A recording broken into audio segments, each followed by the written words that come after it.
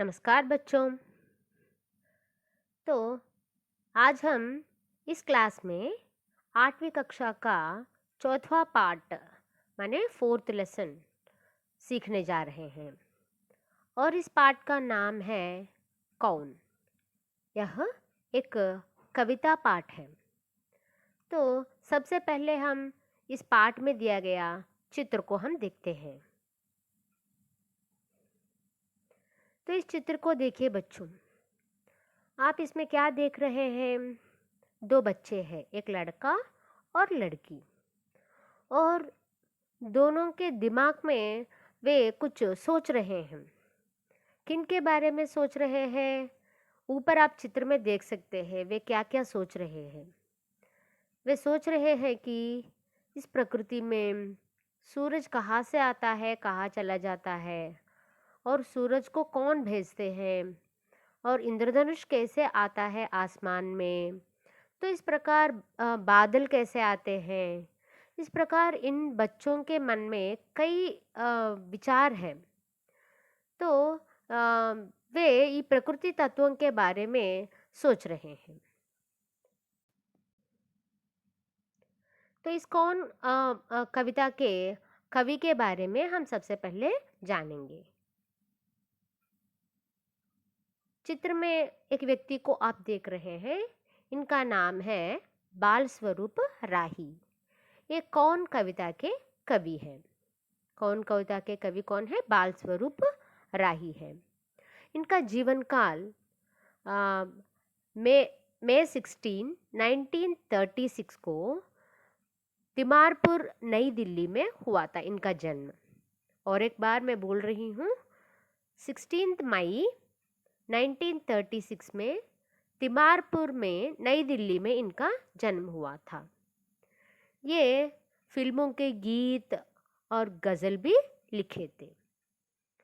और इनकी मुख्य रचना है सूरज का रथ, और भी कुछ रचनाएं हैं, जैसा हम सब आगे निकलेंगे, दादी अम्मा मुझे बताओ।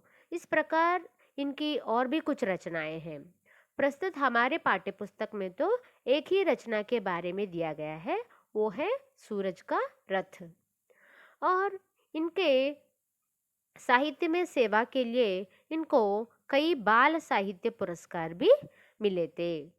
तो बच्चों, एक कवि परिचय आपको जानना बहुत ही आवश्यक है, इसीलिए और एक बार मैं कवि परिचय आपको बोल देती हूँ। कौन कविता के कवि है? बाल स्वरूप राही। इनका जन्म 16 मई 1936 में तिमारपुर में नई दिल्ली में हुआ। इनकी मुख्य रचना सूरज का रथ आदि है, और इनके पुरस्कार कई बाल साहित्य पुरस्कार इनको मिले थे। तो प्रस्तुत कविता में ये प्रकृति के कुछ अमूल्य चीज़ों के बारे में हमें कहते हैं। कौन कविता के द्वारा ये प्रकृति के कुछ अमूल्य चीज़ों के बारे में हमें बोल रहे हैं। तो कविता सीखते हैं बच्चों।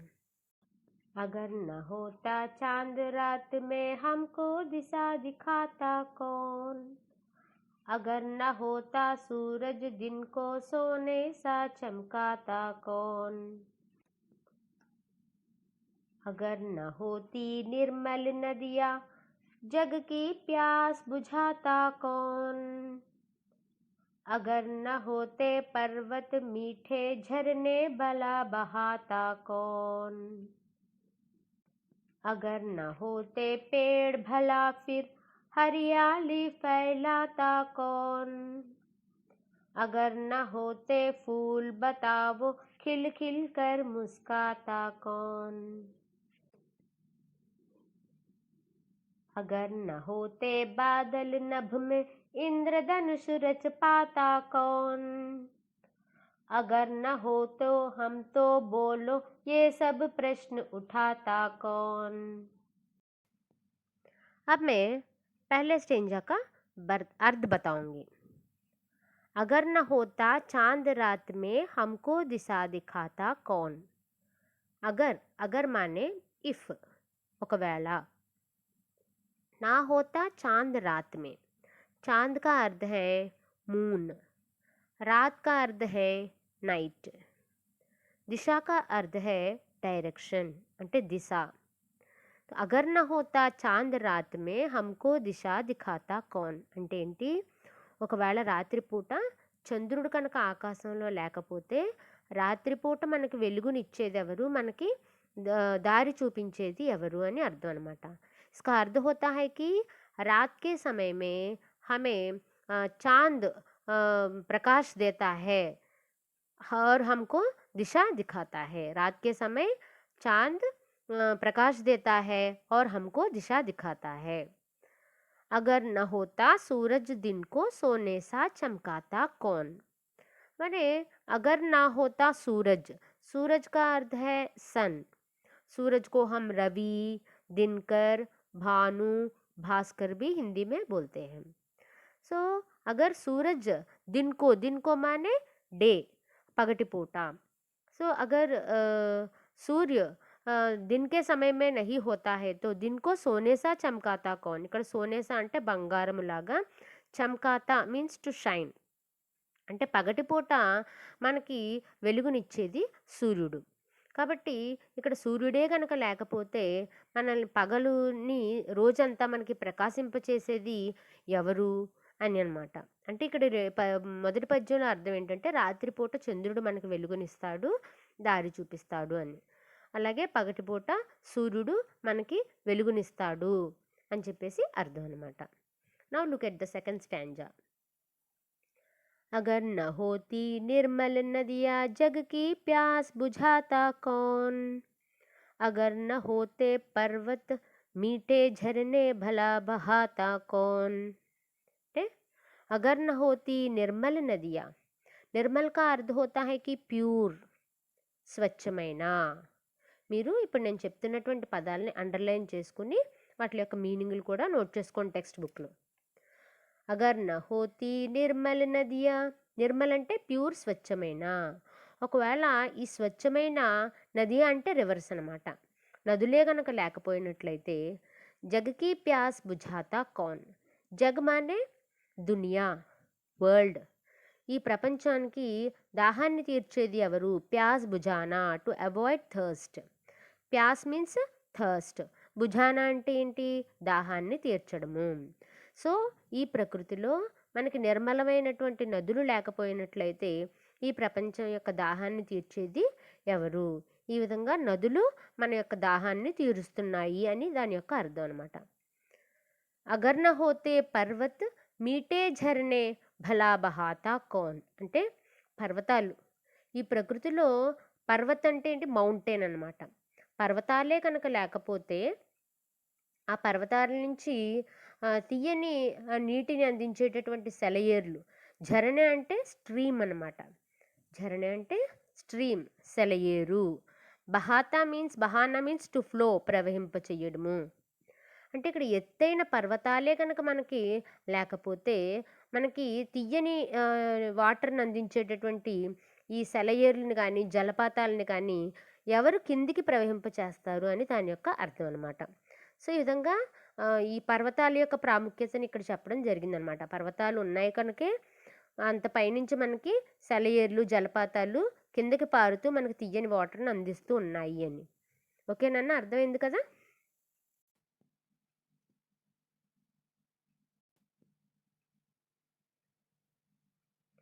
Now look at the third stanza. अगर न होते पेड़ भला फिर हरियाली फैलाता कौन. अगर न होते फूल बताओ खिल खिल कर मुस्काता कौन.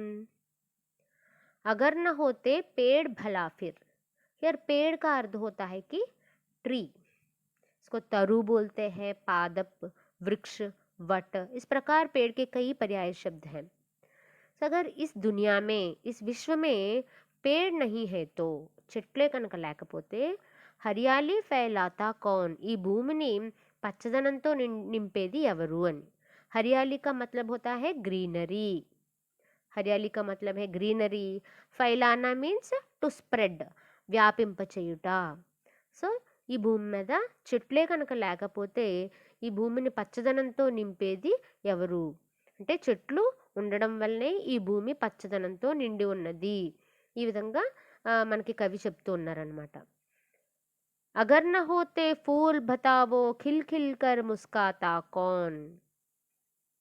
ఇక్కడ అగర్ న హోతే ఫూల్ బతావో, చూడండి మనం ఫూల్ అంటే ఇక్కడ ఫ్లవర్స్. మనం పువ్వుల్ని చూడగానే మనకి ఆనందంగా అనిపిస్తూ ఉంటుందన్నమాట. చక్కగా అవి నవ్వుతూ మనల్ని పలకరిస్తున్నట్టు అనిపిస్తాయి మనకి. కాబట్టి ఈ ప్రకృతిలో చక్కగా నవ్వుతూ మనల్ని పలకరించేటటువంటి పువ్వులే కనుక లేకపోతే కిల్కిల్కర్ ముస్కాతా కౌన్, మనల్ని చక్కగా కిలకిలా నవ్వుతూ మనల్ని పలకరించే వాళ్ళు ఎవరుంటారు అని చెప్పేసి దాని యొక్క అర్థం అనమాట. అంటే అందమైన పువ్వులు మనల్ని నవ్వుతూ పలకరిస్తాయి అని చెప్పి ఇక్కడ పువ్వుల యొక్క సౌందర్యం గురించి మనకి ఇక్కడ కవి చెప్పారనమాట. ముస్కానా మానే టు లాఫ్. ఓకేనా? నెక్స్ట్ 4th స్టాంజా చూడండి. అగర్ న హోతే బాదల్ నబ్ మే ఇంద్రధనుష్ రచ పాతా కౌన్. अगर न होते हम तो बोलो ये सब प्रश्न उठाता कौन. अगर न होते बादल नभ में, बादल का मतलब है क्लाउड्स, बादल का मतलब है क्लाउड्स. इसको हम मेघ घन भी बोल सकते हैं. బాదల్ కి మేఘ అని అనొచ్చు, ఘన్ అని కూడా అనొచ్చు అనమాట. అలాగే పక్కనున్న వర్డ్ చూడండి, నభ్. నభ్ మానే ఆస్మాన్, ఆకాశ్. ओके, नभ का अर्थ होता है आसमान, आकाश, स्काई. సో అగర్ ఆస్మాన్ మే బాదల్ నా హోతే తో, ఒకవేళ ఆకాశంలో మేఘాలనేవే లేకపోతే ఇంద్రధనుష్ రచపాతా కౌన్, మనకి చక్కగా అందమైనటువంటి ఇంద్రధనుస్సు ఎలా ఏర్పడుతుంది. కాబట్టి అంటే మేఘాల యొక్క సహాయంతోనే మన ఆకాశంలో చాలా అందమైనటువంటి ఇంద్రధనుస్సుని మనం చూడగలుగుతున్నాము అని. అంటే మేఘాలు ఇంద్రధనుష్ని ఏర్పాటు చేస్తున్నాయి అని అనమాట ఇక్కడ. అగర్ న హోతే హమ్తో బోలో ఏ సబ్ ప్రశ్న ఉఠాతా కౌన్. అగర్ మనమే కనుక లేకపోతే ఈ ప్రశ్నలన్నీ ఆలోచించే వాళ్ళు ఎవరు ఉంటారు అని చెప్పేసి అనమాట ఇక్కడ. అంటే ఈ ప్రకృతిలో ఇవన్నీ కూడా భగవంతుడు ఎలా సృష్టించాడు అనేటటువంటి ప్రశ్నలు మన మదిలో తలెత్తుతున్నాయన్నమాట. సో మనల్ని కూడా భగవంతుడే సృష్టించాడు, మనమే కనుక లేకపోతే ఈ ప్రశ్నలను అడిగేవాళ్ళు ఎవరుంటారు అని చెప్పేసి ఈ విధంగా బాల్ స్వరూప్ రాహి ఈ ప్రకృతిలో ఉన్నటువంటి చెట్ల గురించి, పువ్వుల గురించి, సెలయేళ్ళు, అలాగే జలపాతాలు, కొండలు, సూర్యుడు, చంద్రుడు, ఇవన్నీ కూడా ఈ ప్రపంచాన్ని ఎంత అద్భుతంగా అవి అందంగా కనిపించేలా చేస్తున్నాయి అనేది మనకి వివరించారనమాట. ఓకేనా? ఓకే, ఇప్పుడు ఈ పాఠంలో మనం కొన్ని కొత్త పదాలని వాటి యొక్క అర్థాలని నేర్చుకున్నాం కదా నాన్న. మరొకసారి ఆ అర్థాలని నేను మీకు చెప్తాను, చూడండి, స్క్రీన్ మీద చూడండి.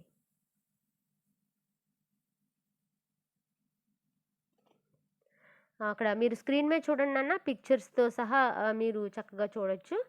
ఝర్నా, ఝర్నా అంటే స్ట్రీమ్, ఒక సెలయేరు, జలపాతము, you can see that. And then ముస్కాన్, ముస్కాన్ మీన్స్ లాఫ్, చక్కగా నవ్వడం అన్నమాట. నెక్స్ట్ పేడ్, पेड़ का अर्थ होता है ट्री, చెట్లు. फूल, फूल माने फ्लावर्स. बादल, बादल माने क्लाउड. नभ, नभ का अर्थ है sky. Make a note of these meanings in your text book.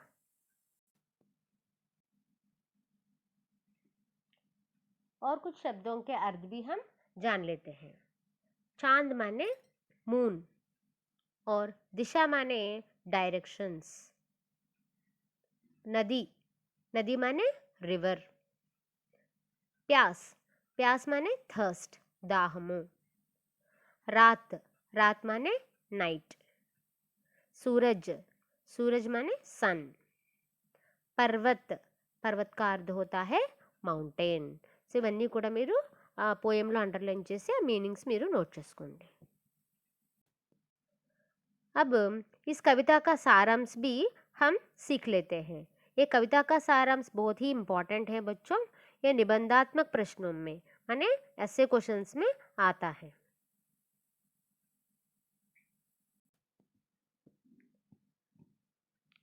कौन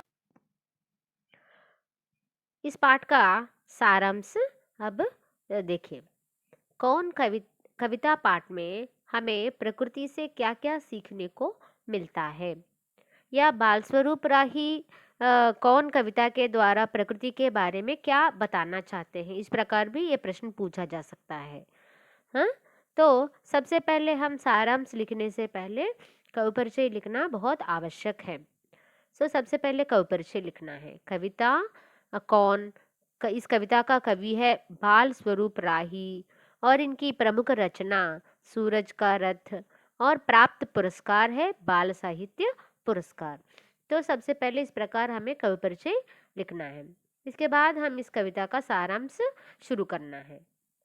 प्रस्तुत कविता में कवि प्रकृति की कुछ अमूल्य चीजों की महानता का वर्णन इस प्रकार करते हैं। ప్రస్తుత కవితలో కవి ఈ ప్రకృతిలో ఉండేటటువంటి అమూల్యమైన వస్తువుల యొక్క గొప్పతనాన్ని మనకి ఈ విధంగా తెలియచేస్తూ ఉన్నారు.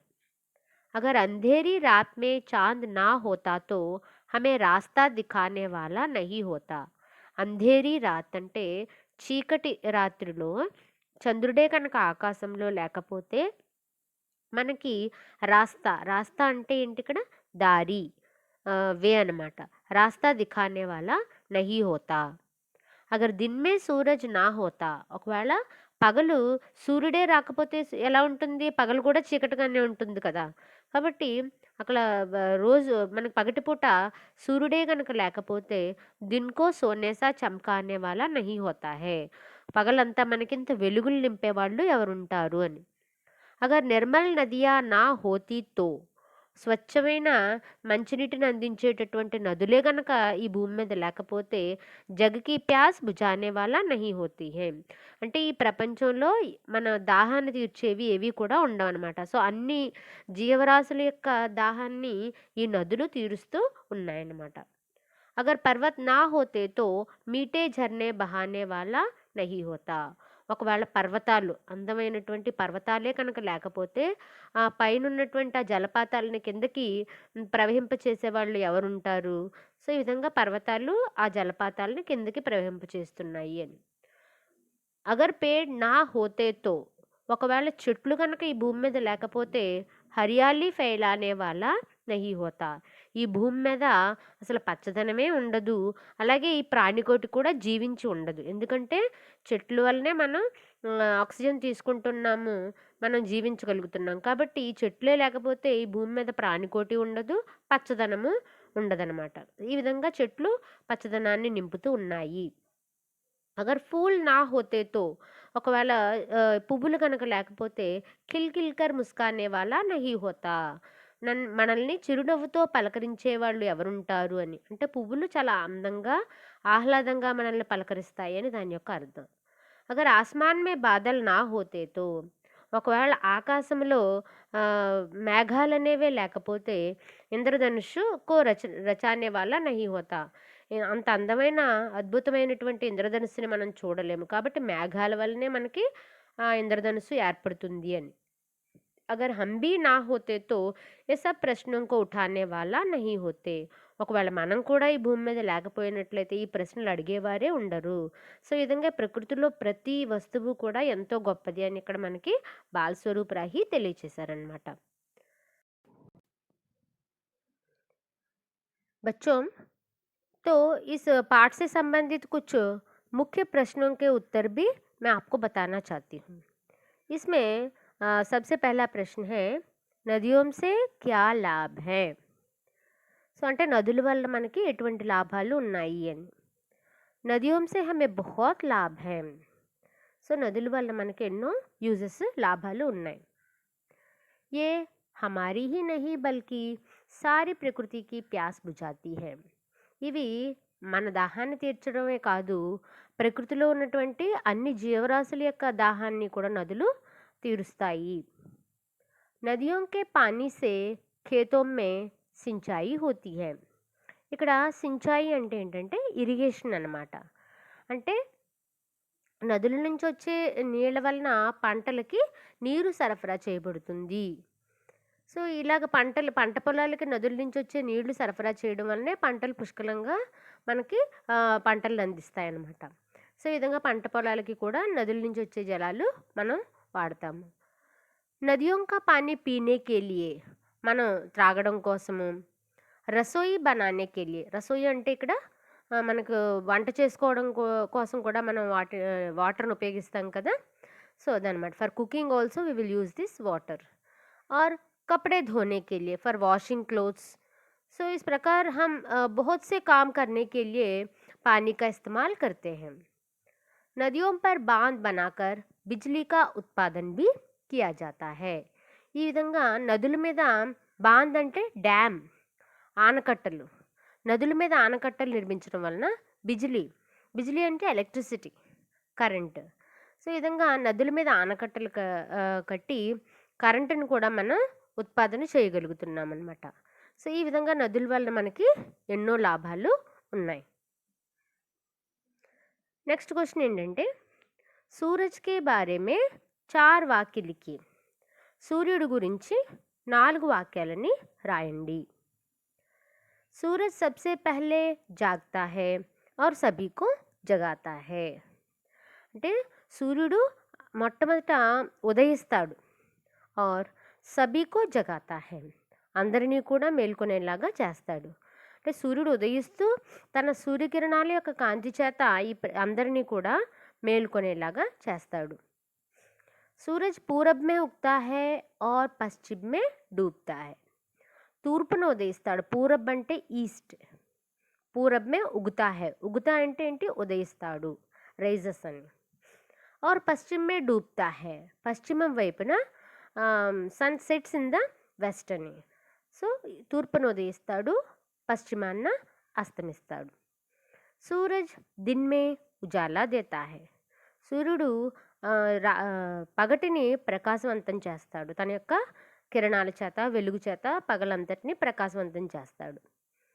సూరజ్కి గర్మీ సే, గర్మీ అంటే ఇక్కడ వేడిమి వలన, సూర్యుడి నుంచి వచ్చేటటువంటి వేడిమి వలన సాగర్ కా పానీ భాప్ కే రూప్ మే బదల్ జాతా హై, సముద్రంలో ఉండేటటువంటి నీరు భాప్, భాప్ అంటే ఏంటి, నీరు ఆవిరి అవ్వడం అనమాట, వేపర్, వాటర్ వేపర్. సో, సముద్రంలో ఉన్నటువంటి జలమంతా కూడా ఆవిరి రూపంలో పైకి వెళ్ళిపోతుంది. और वह भाप के रूप में बदल जाता है और गगन में బాదల్ కా రూప్ ధారణ కర్ లేతా హై. ఆ నీటి ఆవిరంతా కూడా పైకి వెళ్ళిపోయి అది మేఘాల కింద దాని యొక్క రూపాన్ని మార్చుకుంటుంది. तो ये भाप जो है ऊपर जाकर बादल का रूप धारण कर लेती है. बादल फिर से हमें पानी देते हैं, वर्षा के रूप में बादल हमें पानी देते हैं और पृथ्वी पर जो भी जलाशय है वे पानी से भर लेते हैं. जो पानी फसल उगाने के लिए बहुत ही उपयोगी है. तो इस प्रकार इसको अंग्रेजी में वाटर साइकिल भी हम बोलते हैं. समझ में आया ना बच्चों? और नेक्स्ट क्वेश्चन देखिए, मानव जाति को पेड़ों से हमें क्या लाभ है. మానవ జాతికి చెట్ల వలన కలిగే లాభాలు ఏమిటి? ఇవి మీ అందరికీ కూడా తెలుసు. మానవ జాతికో పేడోం సే లాభ్ హై, మానవ జాతికి చెట్ల వలన ఎన్నో ఉపయోగాలు ఉన్నాయి. పేడోం సే హమే ఛాయ మిల్తీ హై, చెట్ల వలన మనకి ఛాయ అంటే ఏంటి, షేడ్, నీడ, చెట్ల వలన మనకి నీడ లభిస్తుంది. పేడోం సే హరియాలి ఫైలాయి జాతి హై, చెట్ల వలన పచ్చదనం అంతా కూడా వ్యాప్తి చెందుతుంది. పేడోం సే హమే ఫల్ और फूल मिलते हैं, చెట్ల నుంచి మనకి పళ్ళు మరియు పువ్వులు కూడా లభిస్తాయి. ఇన్సే హమారే లియే ప్రాణవాయు మిల్తీ హై, చెట్ల నుంచి మనకి ప్రాణవాయు మీన్స్ ఆక్సిజన్. సో, మనకి ఆక్సిజన్ లేకుండా మనము జీవించలేము. సో, మనకి ఈ ప్రాణవాయువు అయినటువంటి ఆక్సిజన్ మనకి చెట్ల నుంచే లభిస్తుంది. ఈ విధంగా చెట్లు మనకి ఎంతో మేలు చేస్తూ ఉన్నాయి. पेड़ों से ईंधन भी मिलता है. जो पेड़ सूख जाते हैं అంటే చెట్లు ఎండిపోయిన తర్వాత అవి ఇంధన్ అంటే ఏంటి, ఫైర్వుడ్, వంట చెరుకు కింద కూడా అవి ఉపయోగపడతాయి. पेड़ों से पर्यावरण का प्रदूषण दूर होता है. పర్యావరణం అంటే వాతావరణము, ఎన్విరాన్మెంట్, ప్రదూషణ మానే పొల్యూషన్. సో, ఈ చెట్ల వలన వాతావరణంలో ఉండేటటువంటి కాలుష్యం కూడా మనం తొలగించుకోవచ్చు అనమాట. మనకే కాకుండా అనేక రకమైనటువంటి పక్షులకి అవి యొక్క నివాసాల కింద కూడా చెట్లు మనం చెప్పుకోవచ్చు అనమాట. ఎందుకంటే పక్షులు ఈ చెట్ల మీదే గూళ్ళు కట్టుకుని నివసిస్తాయి. సో ఈ విధంగా చెట్లు మనకి ఎంతో మేలు చేస్తూ ఉంటాయన్నమాట. सो पेड़ों से हमें अनेक प्रकार की औषधियाँ माने दवाएं भी मिलती हैं. చెట్ల నుంచి మనకి ఎన్నో ఔషధులు కూడా లభిస్తాయి. అలాగే చెట్ల యొక్క వుడ్ ఏదైతే ఉందో పేడోంకి లకడీ చెట్ల యొక్క కలప నుంచి మనం గృహోపయోగి అనేక చీజే హమ్ బనాతే హే. అంటే ఇంటికి సంబంధించిన ఫర్నిచర్ అది కూడా మనం ఈ చెట్ల నుంచి లభించేటటువంటి కలపతోటే మనం తయారు చేసుకుంటాం. ఇలాగా చెట్ల వలన మనకి ఎన్నో ఉపయోగాలు ఉన్నాయన్నమాట. అంటే మీరు ఓన్గా కూడా you can add some more points. Work బుక్లో ఇచ్చిందే కాకుండా you can add some more points if it is given in the essay questions. అప్పుడు మీరు ఇంకా ఒక 2-3 పాయింట్లు యాడ్ చేసి దీన్ని మనం రాయాల్సి ఉంటుందన్నమాట. तो इस प्रकार पेड़ों से మానవ జాతి కా కళ్యాణ్ హోతా హై. చెట్లు నాటడం వలన మానవ జాతికి ఎంతో మేలు జరుగుతుంది. కాబట్టి आपको भी वृक्षारोपण करना चाहिए, पेड़ लगाना चाहिए. समझ गए ना बच्चों, पेड़ों से हमें क्या लाभ है. अब और एक प्रश्न देखिए. पर्वत हमारी सहायता करते हैं कैसे. पर्वत అంటే పర్వతాలు. పర్వతాలు మనకి ఏ విధంగా సహాయం చేస్తాయి అని ప్రశ్న అన్నమాట. पर्वत नदी तथा झरनों के జన్మస్థల్ హే. పర్వతాలు నదులకి మరియు సెలయేరులకి కూడా అవి జన్మస్థల్ అంటే ఏంటి, బర్త్ ప్లేసెస్ అని. అంటే చాలా నదులన్నీ కూడా మనకి ఇప్పుడు గంగా నది ఉందనుకోండి, హిమాలయ పర్వతాల్లోంచి మనకి ప్రవహిస్తూ ఉందన్నమాట. అలా చాలా నదులు జన్మస్థలాలు ఏంటంటే పర్వతాలే. అలా చాలా జలపాతాలు సెలయేర్లు కూడా మనకి పర్వతాల నుంచి వస్తూ ఉంటాయి అన్నమాట. पर्वतों के रहने से जंगलों की रक्षा होती है. పర్వతాలు ఉండడం వల్లనే జంగల్ అంటే ఫారెస్ట్, రక్ష అంటే ఇక్కడ ప్రొటెక్ట్. సో ఈ పర్వతాలు ఉండడం వల్లనే అడవులు సంరక్షించబడుతున్నాయి. పర్వతాలు ఉండడం వల్లనే మనకి అడవి సంపద మనకి రక్షించబడుతుందన్నమాట.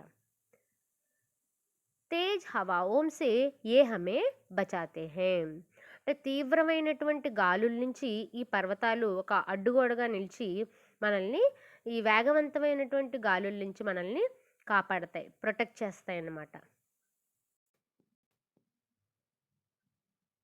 తేజ్ హవాओं से ये हमें बचाते हैं అంటే బాగా వేగవంతమైనటువంటి గాలుల నుంచి ఇవి మనల్ని కాపాడతాయి. అంటే చాలా తీవ్రమైనటువంటి గాలుల వలన వచ్చేటటువంటి నష్టాల బారిన పడకుండా ఈ పర్వతాలు మనల్ని ప్రొటెక్ట్ చేస్తాయి అన్నమాట. బచాతే హై అంటే కాపాడతాయి అని. పర్వతం కే కారణ్ హీ వర్ష హోతీ హై. పర్వతాలు ఉండడం వల్లనే మనకి సక్రమంగా సరైన సమయంలో వర్షాలు కూడా మనకి పడతాయి. పర్వతం కే కారణ్ మౌసం సమయ పర్ ఆతా హై. పర్వతాల వలన మనకి ఋతువులు కూడా సరైనటువంటి సమయంలో వస్తాయన్నమాట.